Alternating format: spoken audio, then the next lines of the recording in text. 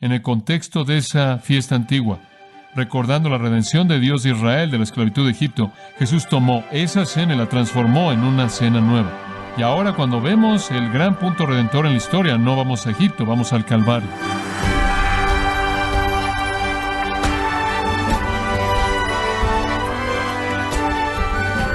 Les saluda a su anfitrión Miguel Contreras, dándole la bienvenida a su programa Gracias a Vosotros con el pastor John MacArthur. La falta de unión de los creyentes causada por miembros egoístas es como un cáncer para la iglesia. Debe controlarse antes de que cause daño al cuerpo de Cristo. Pero ¿cuál es el camino o forma adecuado para erradicar la desunión? No se pierde el programa de hoy, donde John MacArthur muestra cómo la celebración de la cena, la última cena, tiene el poder de erradicar el cáncer de esa desunión en la iglesia. Nos encontramos en la serie La Cena del Señor, en Gracia a Vosotros. 1 Corintios 11, 17 al 34. Permítame darle un poco de trasfondo para que usted sepa en dónde estamos en términos de este pasaje. En uno de los abusos, uno que realmente habían torcido y pervertido terriblemente, fue la mesa del Señor. Habían convertido la mesa del Señor, créalo o no, en una fiesta de glotonería y borrachera. Y eso es de lo que Pablo habla en el capítulo 11, versículos 17 al 34, hasta el final del capítulo. Se habían congregado de esta manera. Tenían una cena completa y después tenían la cena del Señor, pero la habían convertido en un desastre absoluto. Le habían quitado todo significado. De hecho, la habían convertido en lo que estaban acostumbrados a celebrar en sus fiestas de ídolos. Se volvió un ejercicio de embriaguez, de glotonería egoísta. Cuando venían a la mesa del Señor, venían con un espíritu tan profano y corrupto que se volvió una burla y una blasfemia en contra de la cruz. Y Dios no lo iba a tolerar. De hecho, vemos que las personas ricas traían el alimento. Supuestamente todos debían cooperar, supuestamente debía ser una comida en donde iba a haber una especie de compartir de manera simbólica el alimento que simbolizaba el compartir todo en la comunidad cristiana, y créame, debió haber sido así. El cristianismo rompió barreras fantásticas y ahora están comenzando a levantarlas de nuevo, apenas 20 años después de que ya no estaba Jesús. Pero se reunían y la gente rica estaban a cargo de todo y se comían toda su comida antes de que los pobres llegaran. Y después los pobres venían y decían, oh, lo siento, se acabó todo. Algunas personas estaban entregándose a la glotonería y otros iban a casa con hambre. De hecho, si usted ve 1 Corintios capítulo 11, creo que es el versículo 33, vería por la amonestación de Pablo que esto fue precisamente lo que pasó. Por tanto, hermanos míos, cuando se reúnen para comer, esperaos unos a otros. Usted no puede compartir la comida con otros a menos de que espere que alguien llegue y comparta con usted. Si tienen un problema de hambre, dice en el versículo 34, si lo único que quieren hacer es comer, quédense en casa. Ese no es el punto. Ciertamente no necesitan hacerlo ahí. Entonces Pablo escribe esta sección para corregir sus abusos. Y él realmente los confronta. Veamos el versículo 17 como una introducción básica de la sección. Y no vamos a terminar, entonces vamos a tomar un poco de tiempo aquí. Ahora, en esto que os declaro, no os alabo. Ahora, en el capítulo 11, versículo 12, él tenía unas cuantas cosas por las que los podía alabar. Los podía alabar porque por lo menos le hicieron preguntas y mantuvieron una tradición doctrinal, pero él aquí dice, no les puedo alabar por esto, que se reúnen no para lo mejor, sino para lo peor. ¿Saben una cosa? Ir a la iglesia para ustedes es lo peor que pueden hacer. Piensen en eso. Digo, eso es sorprendente. Él dice, miren, les anuncio. Y él usa la palabra parangelo, lo cual significa mandar. Ya no estoy haciendo sugerencias, los voy a confrontar. Ahora, tengo unas cuantas cosas que mandarles. Y no voy a alabarlos en ninguna de estas. Entonces olvidemos eso. Cuando se congregan, cuando se reúnen no para lo mejor, sino para lo peor. Estarían mejor quedándose en casa que si se congregaran. Bueno, eso realmente es excepcional. En lugar de que su adoración sea útil y edificante, es destructiva. Mejor quédense en casa. Usted odia pensar en eso, pero estoy seguro que probablemente es verdad en las iglesias, quizás algunas iglesias que inclusive usted conoce, que sería mucho mejor si nadie viniera, mucho mejor. Bueno, en la asamblea corintia, lo peor que podían hacer por su vida espiritual era congregarse. Dice usted, es increíble a la luz de Hebreos 10, sí. No dejen de congregarse. Necesita hacer eso, dice, estimulándonos al amor y a las buenas obras, pero lo único que hacían era estimularse al enojo y al egoísmo. Imagínese, cuando llega un punto en la iglesia en donde la iglesia se congrega para lo peor, usted está en serios problemas.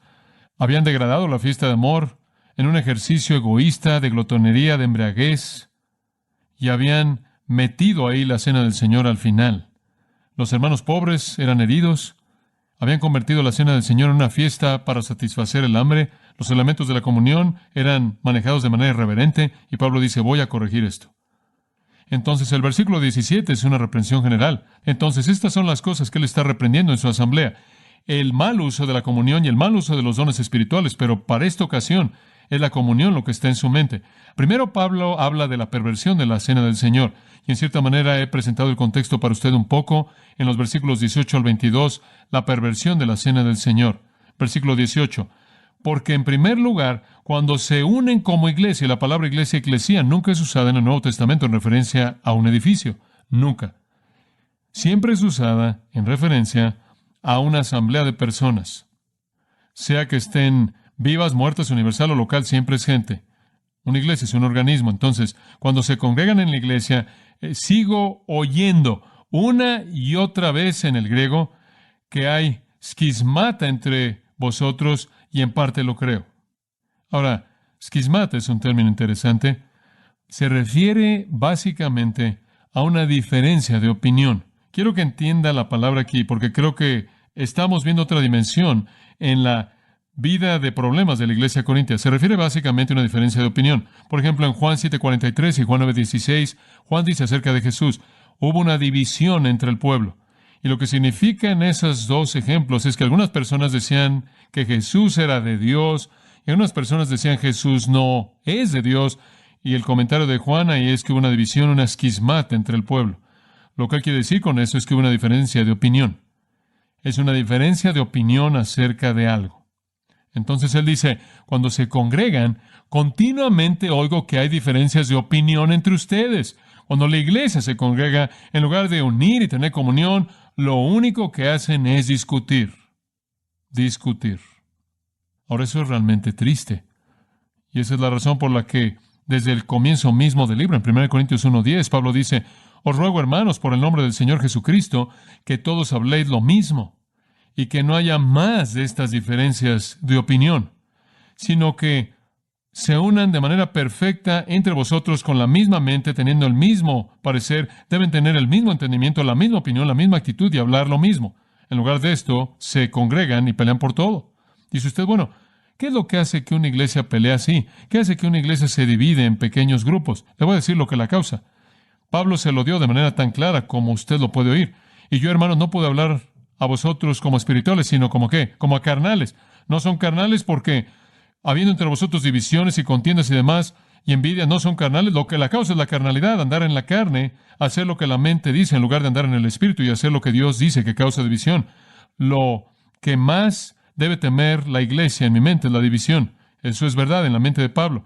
Y se habían dividido de toda manera diferente. No solo los grupos del capítulo 1 y 3, no solo la dicotomía entre ricos, pobres, sociológicamente, sino que tenían todo tipo de divisiones y pequeños grupos y dividiéndose por todo tipo de opiniones. Simplemente había un espíritu de división que permeaba todo, y el problema de la división era como un incendio forestal en la asamblea corintia.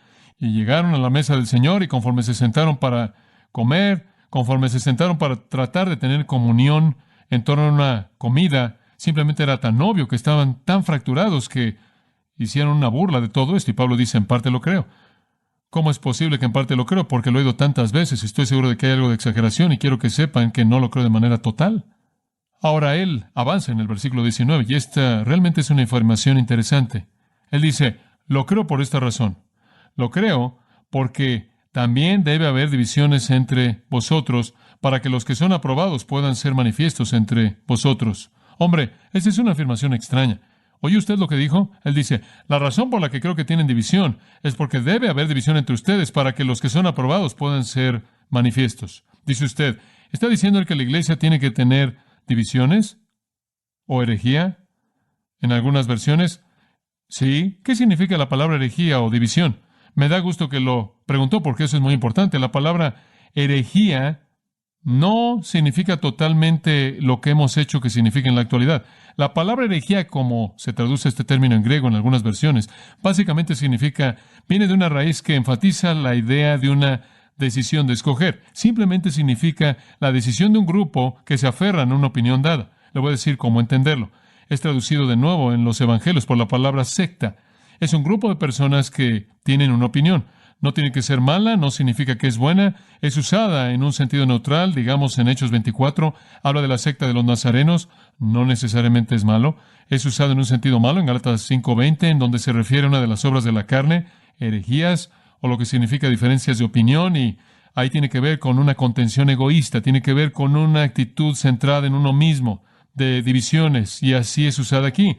Tiene que haber contención, por así decirlo. Tiene que haber facciones, divisiones en la iglesia. Tiene que haber problemas en la iglesia. Tiene que haber diferencias de opinión en la iglesia. Dice usted, bueno, ¿por qué? Digo, acabas de decir en el 1:10, deshazte de todo eso. Ahora estás diciendo que tiene que haber algo de esto. Estás diciendo que estás buscando que hay algunas personas que van a dividir las cosas en el ministerio. Si lo estás haciendo, bueno, tengo varios nombres que sugerir que ya están desarrollando eso muy bien en esa línea. Bueno, ¿qué está diciéndole aquí? No, él está diciendo, tiene que ser para que aquellos que son aprobados puedan ser manifiestos entre ustedes. Ahora, espera un minuto. Pablo dice, creo que existen esos grupos porque son necesarios. Ahora, observe la afirmación. Es necesario. Eso es dei, D-E-I en el griego. Es una palabra que significa es necesario. Es necesario, entonces usted debe traducir la palabra facciones. Así es como debe ser. Es necesario que haya divisiones entre vosotros. Esta palabra pequeña es necesario. Es usada de nuevo una y otra vez en el Nuevo Testamento. Es una partícula muy común, muy útil. Y en muchos de sus usos señala algo que es necesario debido a la voluntad de Dios.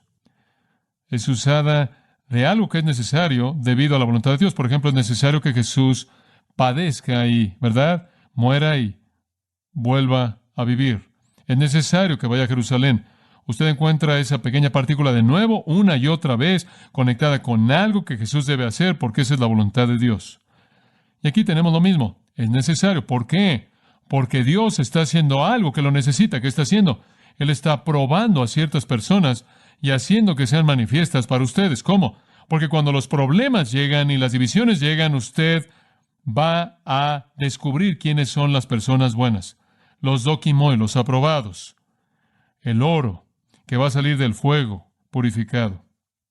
La maldad es necesaria para manifestar el bien. Usted no sabe quiénes son los pacificadores en su iglesia, a menos de que usted necesite a alguien que haga la paz, ¿verdad? Usted no sabe quiénes son las personas que muestran el amor en la iglesia, a menos de que usted sepa cómo se han relacionado con la gente que no lo muestra.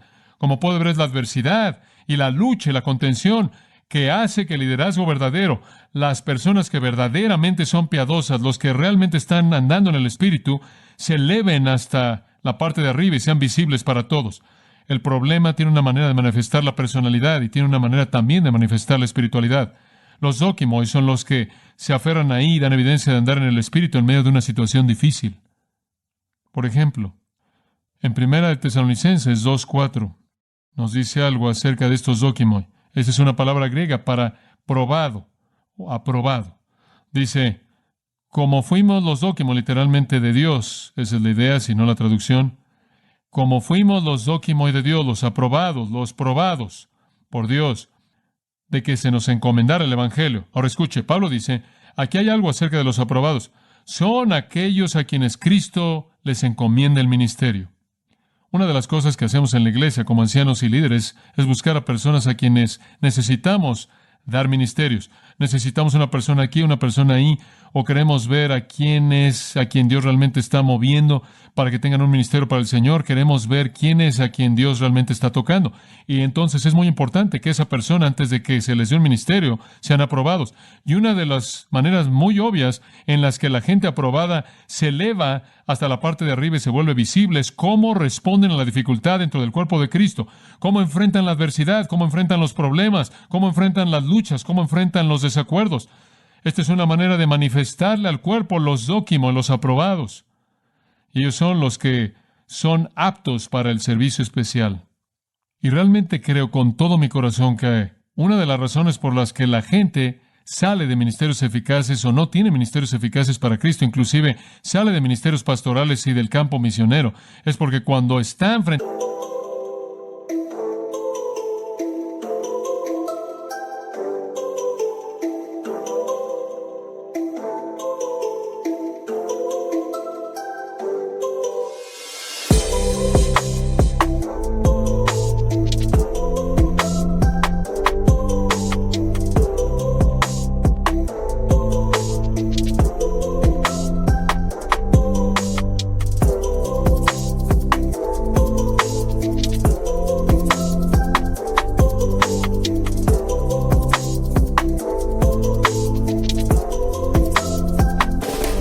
la prueba de la lucha, cuando están frente a la prueba del desacuerdo, no pueden enfrentarlo en el espíritu y como consecuencia nunca alcanzan el lugar donde Dios les va a encomendar el evangelio. Entonces los aprobados son manifiestos en la dificultad.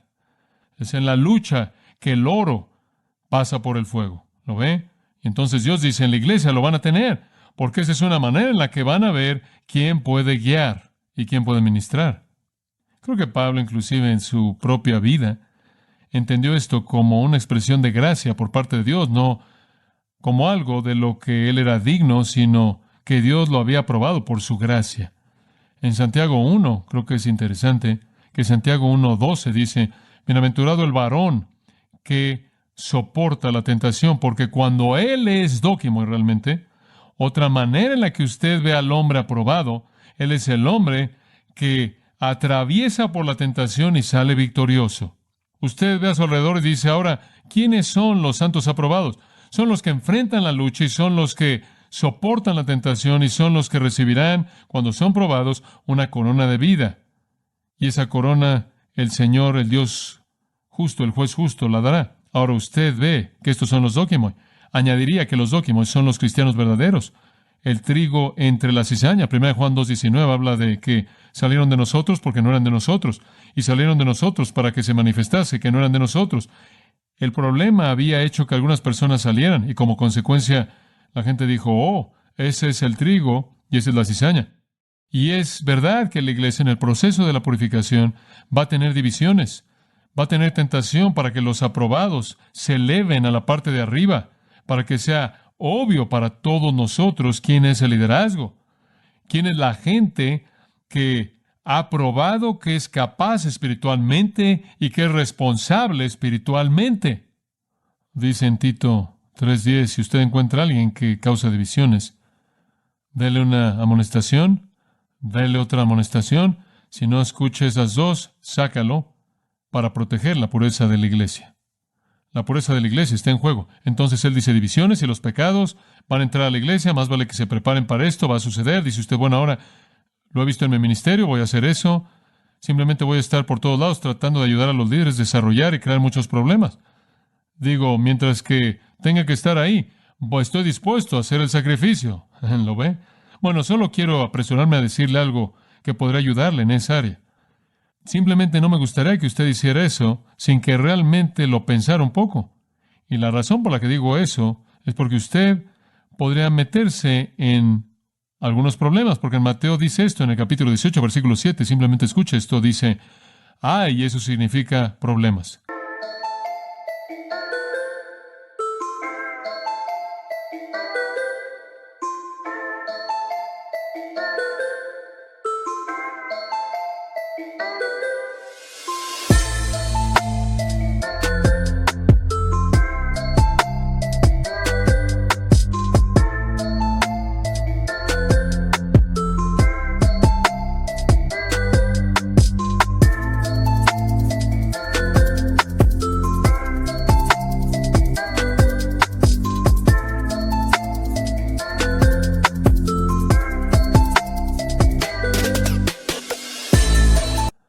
Ay del mundo debido a los tropiezos. Ahora escuche, porque es necesario que haya tropiezos, pero ay de aquel hombre por quien el tropiezo viene. ¿Escuchó eso? Dice usted, creo que lo entiendo. Bueno, escuche de nuevo en Lucas 17 y usted sabrá con toda seguridad. Lucas 17:1, él le dijo a sus discípulos, es inevitable que vengan tropiezos. Hombres tienen que prepararse problemas. pero ay de aquel por quien vengan. Sería mejor para él que se le amarrara una piedra de molino a su cuello y fuera arrojado al mar. ¿Oyó usted eso? Ahora, eso podría apresurar el fin de su ministerio en esa área. Va a suceder. Nada más no sea usted el que hace que pase. La iglesia no debe ser el lugar en donde usted causa problemas. Usted deje que el Señor haga eso. En el perfeccionamiento de los santos enseñamos la palabra, el Espíritu Santo trae las pruebas. Muy bien, usted deje que Él se preocupe por cómo va a pasar eso. Ahora Él dice, sus acciones han corrompido todo a tal grado, sus divisiones de argumentos y diferencias de opinión y divisiones sociológicas, teológicas, han creado una monstruosidad a tal grado que Él dice en el versículo 20, escucha, cuando se congregan entonces en un lugar, es imposible para ustedes que coman la cena del Señor. El Eucaristía con un infinitivo en el griego es traducido, es imposible. Ustedes podrían pensar que es la cena del Señor. Tengo noticias para ustedes. Esa no es la cena del Señor la que están comiendo. Podrían estar bebiendo una copa y diciendo algunas palabras y podrían estar comiendo un pedazo de pan y diciendo algunas palabras, pero esa no es la cena del Señor. Es imposible celebrar la cena del Señor cuando tienen sus corazones como los que ustedes tienen. No puede ser hecho. Porque versículo 21, al comer todo mundo come ante su propia comida. Bueno, ¿qué tipo de cena es esa juntos cuando usted va y se sienta en una esquina y se come su propia comida? Egoísta. Y uno tiene hambre, el hombre pobre no puede comer nada. Y otro está borracho. Tiene usted extremos ahí. Los ricos están borrachos y los pobres no tienen nada. ¿Y ustedes llaman a esto la fiesta de amor? ¿Llaman a esto la cena del Señor? Dicen ustedes que esto es tener comunión y después entran a la comunión en ese tipo de situación, odiándose el uno al otro, peleando uno contra el otro, en antagonismo el uno contra el otro. ¿Cómo pueden celebrar la comunión? ¿Cómo pueden celebrar la unidad en común de los santos? ¿Cómo pueden hacer lo que él dice en el 10:16? ¿Cómo puede esto ser comunión con la sangre, comunión con el cuerpo? ¿Cómo pueden ser ese pan único y un cuerpo del versículo 17? ¿Cómo pueden celebrar que son una familia de un pan? La han destruido. No hay lugar para eso. Y después Pablo, simplemente en frustración, como si estuviera encontrando o buscando una razón por la que estaban haciendo, lo dice en el versículo 22. ¿Qué? ¿Qué voy a pensar? ¿Cuál es la respuesta? ¿Es porque no tienen una casa en donde comer y beber? Digo, andan por las calles y el único lugar al que pueden ir a comer es ahí, entonces tienen que venir aquí y atragantarse. ¿Es eso? ¿No tienen una casa? Si tienen hambre, podrán irse a casa y comer y beber. Tienen que convertir la comida de comunión en glotonería y embriaguez porque no tienen una casa en donde pueden comer y beber. ¿Es esa la razón? O quizás no es porque tienen una casa, quizás es que menosprecian la iglesia de Dios. Quizás su problema es que odian a la iglesia y prefieren destruirla rápidamente. Quizás su deseo es tomar lo que Jesús ha comprado con su sangre preciada y echarla a perder. ¿Es eso lo que quieren hacer? Y hombre, siempre pienso en esto cuando pienso en alguien que trata de hacer algo divisivo en una iglesia. ¿O es porque odias a la iglesia que estás haciendo esto? ¿Esta es tu manera de decir, Señor, solo quiero que sepas que debido a que tú edificaste la iglesia voy a tomarme la libertad de destruirla? ¿Esa es la razón por la que estás haciendo esto? Cuando siembras semillas de discordia o división, Pablo dice, ¿es eso lo que tienen en mente? O quizás esto, quizás simplemente quieren avergonzar a la gente pobre, quizás simplemente disfrutan el colocar su pie sobre el cuello de alguien que no tiene nada, quizás esa es la razón por la que se están conduciendo así, o no tienen una casa, o aborrecen a Dios, o aborrecen a la gente. ¿Qué les voy a decir? Él dice, ¿debería alabaros? No os alabo en esto. No hay alabanza para ustedes. La iglesia es un lugar en donde, quizás el único lugar, en donde los ricos y los pobres deberían poder tener comunión juntos, donde los ricos y los pobres deberían amarse el uno al otro. Jesús hizo esto claro, los apóstoles lo presentaron de manera clara. Se volvió el patrón de la nueva iglesia conforme compartían todas las cosas en común. En Gálatas 2:10, Pablo dice, oigan, no olviden a los pobres. La iglesia es un lugar en donde las barreras deberían derribarse. Y sabe una cosa, en el mundo antiguo eran rígidas. Digo, habían hombres libres y esclavos, y hombres y mujeres, y griegos y bárbaros, y la gente que hablaba griego y la gente que no lo hablaba, y gente preparada y no preparada, y judíos y gentiles, y ricos y pobres, y romanos y no romanos, y los que tenían preparación y no preparación, todas esas barreras, y la iglesia se congregaba y simplemente las despedazaba todas. Los muros fueron derribados, Efesios 2 dice, y después, 20 años después, están construyéndolas otra vez, levantándolas todas. Dice usted, pero John, ¿qué dice esto para mí? Creo que dice muchas cosas. Número uno, dice, más vale que venga a la mesa del Señor. Y en segundo lugar, dice, más vale que tenga cuidado en cómo trata la iglesia. Y más vale que se asegure de que no haga nada para dividir la iglesia. Y le voy a decir, cuando usted viene a la cena del Señor, espero que no venga con ningún sentimiento racista, porque en Cristo no hay ninguno. Espero que no venga con ningún sentimiento sexista o sentimiento clasicista o sentimientos egoístas que no se preocupa por otros, porque si es así, usted pervierte esta comunión y usted pervierte la mesa del Señor, así como la iglesia corintia lo hizo. ¿Y qué le voy a decir? Le voy a decir lo que Pablo dijo. No lo alabo. Nos congregamos para tener comunión, amados, nos congregamos para adorar a Dios, nos congregamos para celebrar nuestra unidad, que sea pura, que sea real. Y deje usted que el Espíritu Santo en su providencia permita que las divisiones vengan para la purificación de la iglesia, no las comience usted. Confío que nuestra iglesia no sea como la iglesia corintia, pero que nuestra iglesia sea como la iglesia tesalonicense, de quien Pablo dijo esto. Siempre damos gracias a Dios por todos vosotros, haciendo memoria de vosotros en nuestras oraciones, acordándonos sin cesar de la obra de vuestra fe y del trabajo de vuestro amor y la perseverancia en la esperanza de nuestro Señor Jesucristo, delante de Dios y nuestro Padre. Y además, él dijo esto, y esto es hermoso, y acerca del amor fraternal, no necesitáis que os escriba, porque vosotros sois enseñados por Dios a amaros unos a otros. Padre nuestro, te agradecemos por la palabra clara que hemos oído, por el alto llamado que nos has dado. Vemos cómo los corintios habían pervertido todo. Y Padre, eso es lo que deseamos evitar. Enséñanos cómo hacer la paz. Enséñanos a cómo traer unidad. Danos el deseo, sobre todo, de ser obedientes a ti. Sálvanos de nuestro egoísmo. No dejes que nos dividamos en grupos teológicos, grupos sociológicos o grupos hechos en torno a opiniones que van y vienen con toda idea pasajera de actividad o de ocupaciones. Profundiza nuestro amor unos hacia otros para que nos sacrifiquemos por satisfacer las necesidades que cada uno tiene. Y te daremos gracias en el nombre de Cristo. Amén.